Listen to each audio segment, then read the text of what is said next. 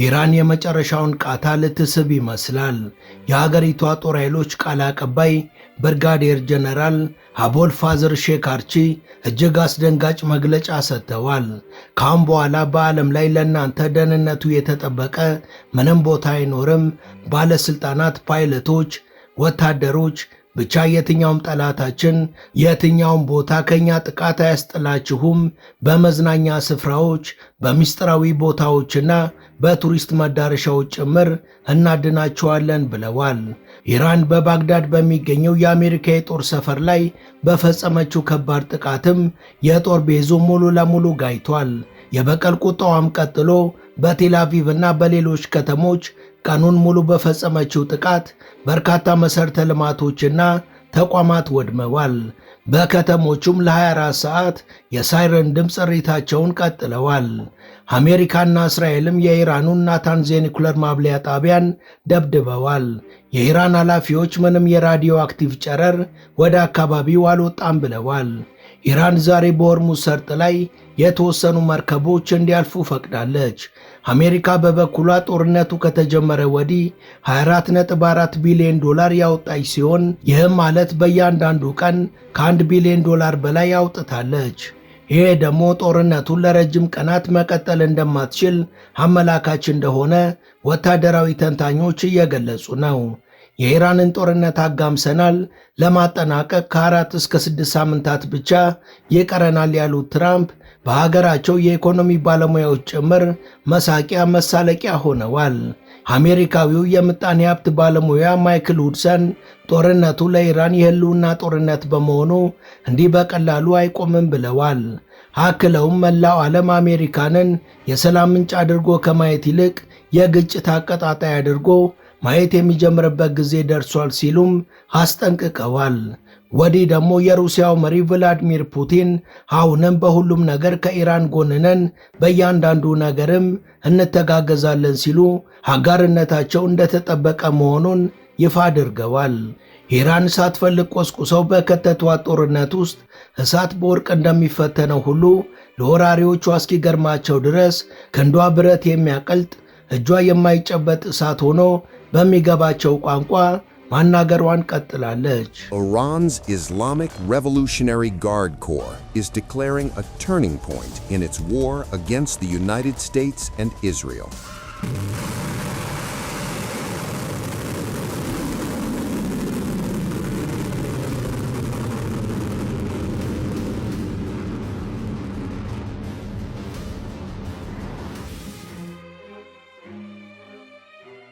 ሰላም ጤና ይስጥልን። በመላው ዓለም የምትገኙ ውድ የመሿለኪያ ቤተሰቦች በዛሬው መሰናዷችን 22ኛ ቀኑን ስላስቆጠረውና ተጋግሎ ስለቀጠለው ጦርነት እንዲሁም ከጦርነቱ ጋር ተያያዥ የሆኑ ጉዳዮችን እናስቃኛችኋለን።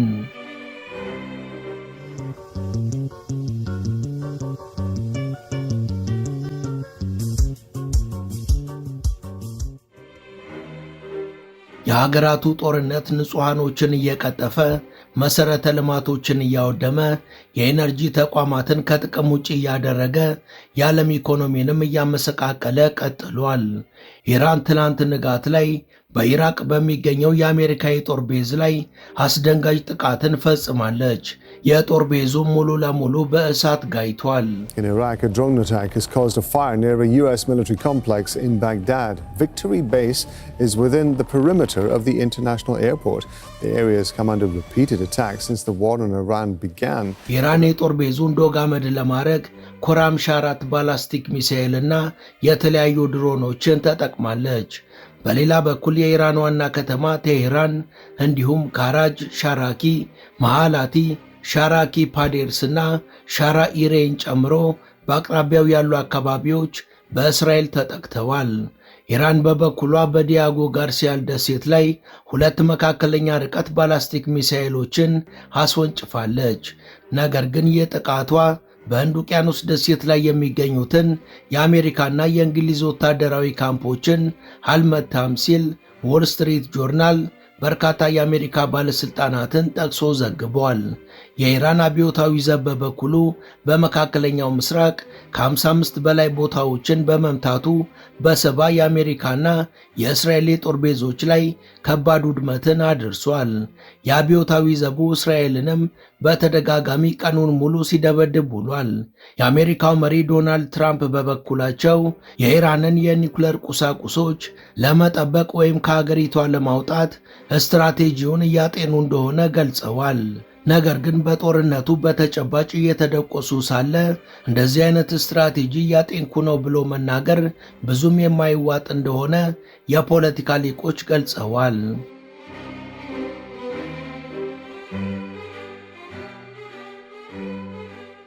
በቅርቡ ከዋይት ሃውስ እንደወጣው መረጃ ከሆነ አሜሪካ ለኢራን ጦርነት የምታወጣው የቀን ወጪ ወደ $1 ቢሊዮን ማሻቀቡ ይፋ ሆኗል። በአሜሪካና በኢራን መካከል የቀጠለው ግጭት አሜሪካን ለአየርና የባህር ኃይል ዘመቻዋ በቀን ወደ $1 ቢሊዮን እያወጣች ነው። ይህም ከየካቲት 21 ቀን ጀምሮ አጠቃላይ ወጪዋን ወደ $24.4 ቢሊዮን አድርሶታል። በሌላ በኩል የኢራን ጦር ኃይሎች ቃል አቀባይ ብርጋዴር ጀነራል አቦል ፋዝል ሻካርቺ የሰጡት ማስጠንቀቂያ አስደንጋጭና የኢራንን ገና የተደበቀ አቅም በእጅጉ የሚያመላክት ነው ተብሏል። ከአሁን በኋላ በዓለም ላይ ለእናንተ ደህንነቱ የተጠበቀ ምንም ቦታ አይኖርም። ባለስልጣናቶች፣ ፓይለቶች፣ ወታደሮች በመዝናኛ ስፍራዎችም ሆነ በመዝናኛ ማዕከላት አሊያም በቱሪስት መዳረሻዎች ጭምር የትኛውም ስፍራ ለእናንተ አስተማማኝ አይደለም። ከፈለግን በፈለግነው ሰዓትና ደቂቃ ማድረግ የምንችለው ነገር አለ ሲሉ አስበርጋጊ የሆነ ማስጠንቀቂያ ሰጥተዋል። أعتقد أن الكيان الصهيوني هو الكلب المدافع عن أمريكا وأمريكا هي العدو الأول للشعوب الإيرانية وجاءت بكلب የኛን አቅም እስካሁን ማንም አላወቀውም። እኛም አቅማችንን በተግባር ነው ማሳየት የምንፈልገው። ካሁን በኋላም ለጠላቶቻችን ደህንነቱ አስተማማኝ የሆነ አንድም ቦታ የለም። ሁሉም ከኛ መጠቃት ጀርባ የነበሩ አካላትና ግለሰቦች ከዚህ በኋላ እኛ ለምንፈጽምባቸው ነገሮች እውነታውን ይወቁ። እኛ በፈለግነው ሰዓትና ደቂቃ የፈለግነውን ማድረግ እንደምንችል በተግባር እናሳያቸዋለን። የግሪክ ንብረት የሆነችው የቃጫኝ መርከብ ከማርች 2 ጀምሮ የሆርሙዝ ሰርጥን ያለፈች የመጀመሪያው መርከብ ሆናለች። በሌላ በኩል እስራኤል በሶሪያ ላይ አዳዲስ ጥቃቶችን በመክፈቷ ሳውዲ ቴል አቪቭን በእጅጉ አውግዛለች። ሕግ መተላለፋችሁም ቅጣጣ በማለት ተቃውሞዋን ገልጻለች። እስራኤል ከሶሪያ ባሻገር በደቡብ ሊባኖስ ቤሩትን ጨምሮ በመላው አገሪቷ አዳዲስ ጥቃቶችን ፈጽማለች። ኢራን በሆርሙዝ ባህር ዳርቻ አቅራቢያ ያሉ በቁጥጥሯ ስር የሚገኙ ደሴቶች ላይ እንደገና ጥቃት ከተሰነዘረ በተባበሩት አረብ ኤሚሬትስ ራስ አልካይማ የወደብ ከተማ ላይ ከባድ ጥቃት እንደምትሰነዝር አስጠንቅቃለች። በሌላ በኩል በደቡብ እስራኤል የኔጌቭ በረሃ በሚገኙት ዲሞናና አጎራባች ከተሞች የኢራንን የባላስቲክ ሚሳኤል ጥቃት ተከትሎ የአደገኛ ጊዜ የሳይረን ድምፅን ለ24 ሰዓታት እያሰሙ ነው። ሌላ ተጨማሪ ሚሳኤልም ወደ ሰሜናዊ እስራኤል አቅጣጫ መተኮሱን የእስራኤል መከላከያ ኃይል አረጋግጧል።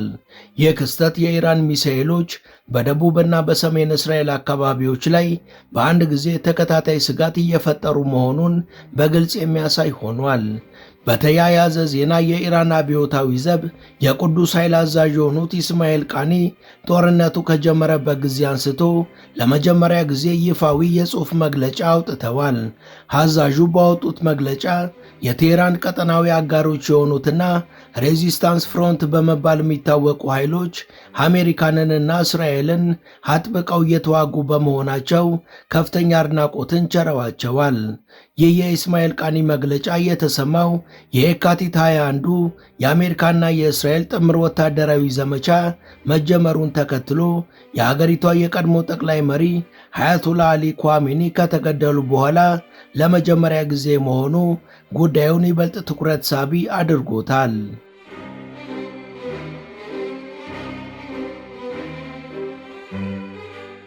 የኢራኑ አዲሱ ጠቅላይ መሪ አያቶላ ሙጃታባ ኳሜኒ የፋርስን አዲስ ዓመት መጀመር አስመልክቶ ባስተላለፉት የጽሑፍ መልእክት ትላንት የጀመሩትን አዲስ ዓመት በብሔራዊ አንድነትና በብሔራዊ ደህንነት ስር የሚመራ የትግልና የመቋቋም ኢኮኖሚ ዓመት ነው ሲሉ ሰይመውታል። ሮይተርስ እንደዘገበው መሪው በቴሌግራም ገጻቸው ላይ ባወጡት በዚህ መግለጫ በቅርቡ በቱርክና በኦማን ላይ የተፈጸሙ ጥቃቶች በኢራንም ሆነ በአጋር ኃይሎች የተፈጸሙ እንዳልሆኑ አስታውሰዋል። ውንጀላዎችንም አስተባብለዋል። ይህ የጽሑፍ መግለጫ ይፋ መደረጉ አዲሱ ጠቅላይ መሪ አሁንም በአደባባይ ለመታየት አለመቻላቸውን በድጋሚ ያረጋገጠ ክስተት ሆኗል።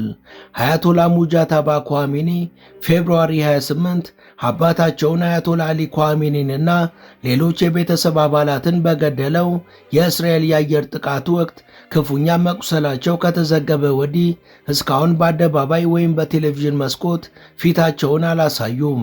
በአዲሱ ዓመት እንኳን በምስል ሳይሆን በጽሑፍ ብቻ መልእክታቸውን ማስተላለፋቸው ስለ ጤንነት ሁኔታቸውና ስለሚገኙበት ስፍራ በርካታ ጥያቄዎችን እያስነሳ ይገኛል።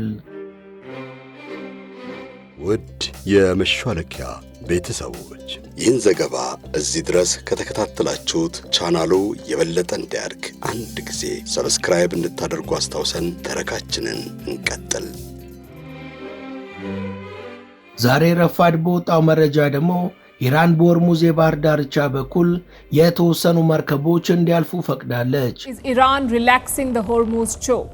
Around 8 ships were crossing the strait on Monday. It's nearly double from the week before. ቀደም ብሎ የባህር ኢንዱስትሪ የዜና ፖርታል ሊስት ኢራን የግሪክ ንብረት የሆነ የጅምላ አገልግሎት አቅራቢ አውቶማቲክ መለያ ስርዓቱ በርቶ የሆርሙዝ ሰርጥን እንዲያልፍ እንደፈቀደች አስታውቋል። ዛሬ ፋይናንሻል ታይምስ እንዳስነበበው ደግሞ ኢራን የተወሰኑ ቁጥር ያላቸው የጭነት መርከቦች እንዲያልፉ ፈቅዳለች። በማጓጓዣ ተቋሙ መረጃ መሰረት ቢያንስ 6 መርከቦች ከባህረ ሰላጤው በስተሰሜን በሚገኘው የኢራን ኩዝስታን ግዛት በኳሚኒ ወደብ ላይ ጭነታቸውን አውርደው በማርች 15 እና 16 መካከል የሆርሙዝ ሰርጥን አቋርጠዋል ተብሏል። በሌላ በኩል የዩናይትድ አየር መንገድ የነዳጅ ዋጋ በበርሜል $175 ሊሆን እንደሚችል ገልጸዋል። የዩናይትድ አየር መንገድ ዋና ሥራ አስፈጻሚ ስኮት ኪርቢ በሰራተኞቻቸው ማስታወሻ ላይ የዘይት ዋጋ እስከ 2027 መጨረሻ ድረስ በበርሜል $100 በላይ እንደሚቆይ ይጠበቃል ሲሉ ተናግረዋል። አየር መንገዱ በበርሜል እስከ $175 የሚደርስ የነዳጅ ዋጋ ጭማሪ እያዘጋጀ መሆኑን ኪርቢ ተናግረዋል። የጀት ነዳጅ ዋጋ ከየካቲት ወር ጀምሮ በእጥፍ ጨምሯል። በዚህም የዩናይትድ አየር መንገድ ዓመታዊ የነዳጅ ሂሳቡ በ11 ቢሊዮን ዶላር ከፍ እንደሚል ይጠበቃል። ስኮት ኪርቢ አክለውም በአጠቃላይ ቀጣዩ ጊዜ በእጅጉ ከባድ ነው ብለዋል።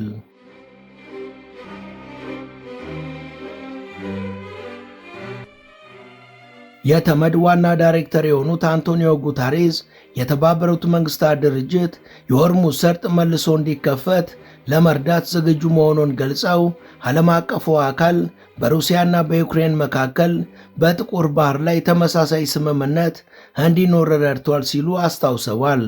አንቶኒዮ ጉተሬዝ ለፖለቲኮ እንደተናገሩት የተባበሩት መንግስታት ድርጅት ከባህረ ሰላጤው ሀገራትና ከአውሮፓ ምክር ቤት ጋር ስላለው ሁኔታ እየተነጋገረ መሆኑን በመጥቀስ የኔ ዋና ዓላማ በሆርሙዝ ሰርጥ ውስጥ ካለፉት ጊዜያት ጋር ተመሳሳይ ሁኔታዎችን መፍጠር ይቻል እንደሆነ መፍትሄዎችን መፈለግ ነው ብለዋል። የጥቁር ባህር ኢኒሼቲቭ በሞስኮና በኪየቭ መካከል በተባበሩት መንግስታትና በቱርክ የተደረገ ስምምነት በጦርነት ከታመሰችው ዩክሬን በ10 ሚሊዮኖች የሚቆጠር ሜትሪክ ቶን ምግብ እንዲላክ ፈቅዷል። ዋና ዳይሬክተሩ አክለውም የተባበሩት መንግስታት ድርጅት ከትራምፕ የሰላም ቦርድ ጋር በንቃት እየሰራ ነው፣ ነገር ግን በአሜሪካ ፕሬዝዳንት ብቻ የሚመሩ አቀራረቦች አሁን ያሉብንን ከባድ ችግሮች ለመፍታት ውጤታማ መንገድ አይደለም ብለዋል። Around the global economy that is really dramatic with potential tragic consequences. በመጀመሪያ አሜሪካና እስራኤል ጦርነቱን ማቆሚያ ጊዜ አሁን እንደሆነ ማወቅ አለባቸው። አለበለዚያ ይህ ግጭት ከቁጥጥር ውጭ ወጥቶ ከዚህ የባሰ የበርካቶችን ነፍስ መቅጠፉ አይቀርም። በዓለም ኢኮኖሚ ላይ እያሳደረ ያለው ጫናና ጉዳትም በጣም ከፍተኛ ነው። ስለዚህ ያለምንም ቅድመ ሁኔታ ይህ ጦርነት መቆም አለበት። ኔቶም ይህ እውን እንዲሆን ቁርጠኛ ሆኖ ይሰራል። ደቡብ ኮሪያ የሆርሙዝ ሰርጥ መዘጋትን የሚያወግዙ ሀገራትን ተቀላቅላለች። ሲኦል የኤነርጂ ገበያዎችን ለማረጋጋት የደህንነት ጥበቃ ወደ ሆርሙዝ ሰርጥ ዳርቻ እንዲመለስ የበርካታ የአውሮፓ ሀገራትንና የጃፓን ቡድንን በመቀላቀል ላይ እንደምትገኝ አስታውቃለች። የደቡብ ኮሪያ የውጭ ጉዳይ ሚኒስቴር ውሳኔው በዓለም አቀፍ የባህር መስመሮች ደህንነትና የመርከብ ነፃነት ላይ ያለንን መሠረታዊ አቋምና የዓለም አቀፍ አዝማሚያዎችን ከግምት ውስጥ በማስገባት በሆርሙዝ የባህር ዳርቻ ላይ የሚደረጉ ረብሻዎች በኃይል አቅርቦታችንና በኢኮኖሚያችን ላይ የሚያሳድሩትን ቀጥተኛ ተጽዕኖ የሚያንጸባርቅ ነው ሲል የደቡብ ኮሪያ የውጭ ጉዳይ ሚኒስቴር ቾ ዩሃን ተናግረዋል። When we talk about balancing, we don't mean that we are standing in the middle. Depending on the issues. እኛ በዚህ ጉዳይ መሃል ሰፋሪዎች መሆን አንፈልግም። ደቡብ ኮሪያ በሆርሙዝ ሰርጥ ሳቢያ የራሷም ሆነ የዓለም ኢኮኖሚ እንዲቃወስ አትሻም። ይህን ከሚቃወሙ ሀገራት በጋራ በመሆንም ተፈላጊው በጎ ነገር እንዲፈጠር ጥረት እናደርጋለን። በሆርሙዝ የባህር ዳርቻ ላይ ደህንነቱ የተጠበቀና ነፃ የባህር ጉዞን ለማረጋገጥ ለዓለም አቀፍ ጥረቶች አስተዋጽኦ ለማድረግ ደቡብ ኮሪያ ቁርጠኝነት አላት።